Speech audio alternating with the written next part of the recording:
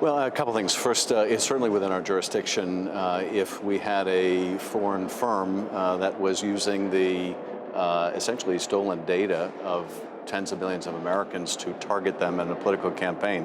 That's very much our business. And if the data analytic arm of the Trump campaign had contacts with Russia, we know that they made overtures to WikiLeaks to try to obtain stolen Clinton emails. To Julian Assange, indeed. To Julian Assange. This is all very much within our jurisdiction.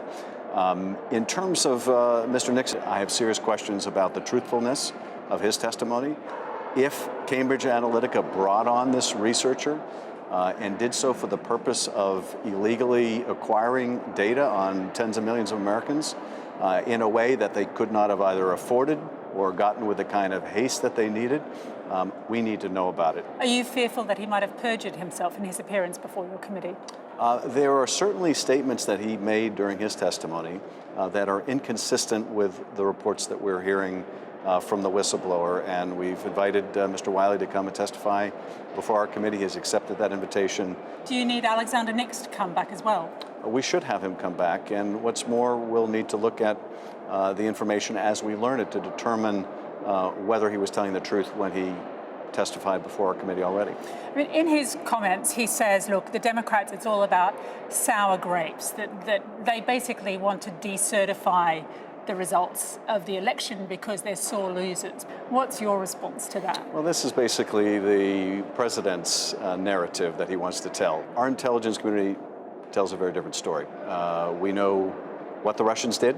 We know much about how they did it, but there's still a great deal we don't know. And some of those answers may be held by Cambridge Analytica, and we're determined to get to the bottom of them. And Mr. Nix's repetition of the president's talking points isn't going to prevent us from doing so. I understand that there is to be a Facebook briefing. Facebook is now in demand, very much in demand in this building. I think they're due to brief as many as 7 committees over the next few days. What do you need to hear from them? Well, a great many things. Vis-a-vis Cambridge Analytica, when did they discover that their data had been misappropriated? What steps did they take to audit and make sure that the data, in fact, had been destroyed? Why is Cambridge Analytica only being suspended now? Why wasn't action taken earlier? What obligation did they feel that they had to report to their users about the compromise of their data? Was there any report made? What do they know now about the Russian use of their platforms? We continue to learn more. They must be in a far better position to learn more than even we. We are still trying to publish the ads that the Russians placed on their platforms and need their further assistance in scrubbing those ads for personal information and explaining why other ads have been scrubbed in ways that appears to overshoot the mark.